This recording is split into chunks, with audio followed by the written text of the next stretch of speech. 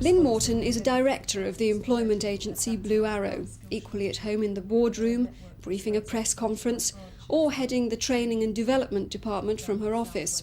She's successful, smart, and to many the model of a female executive. But Lynn has returned to work after having a family, one of a growing number attracted back by employers now offering job sharing or help with childcare because they can't fill vacancies.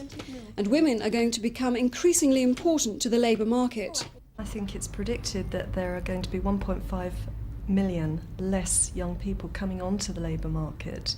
It's also been predicted that there should be a growth of something like 800,000 or 900,000 new vacancies in the next 5 years. And so the women who are at home, who are thinking about coming back to work, are a major target audience to actually fill that gap. A Blue Arrow survey of 1,500 companies showed that more than half are already acting to fill their vacancies. Over 3/4 will target women now at home as potential employees, and almost all believe attracting women back to work will be a trend of the 90s. But for someone who hasn't worked for several years, the idea of going back to work may be quite daunting. Lynn's advice is to start slowly and build up. I must admit I took a short time off with both of my children, and I was also very lucky to work for a company that allowed me to come back on a 3-day-week basis when I first started back, when the children were small, and I've gradually increased the hours that I've worked since then. It's not easy.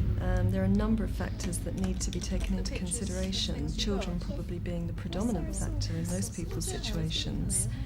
Lack of confidence, fear that their skills aren't current enough and that they don't have enough to offer, and also women's own fear that they actually haven't got that much to offer anymore and that they're not wanted.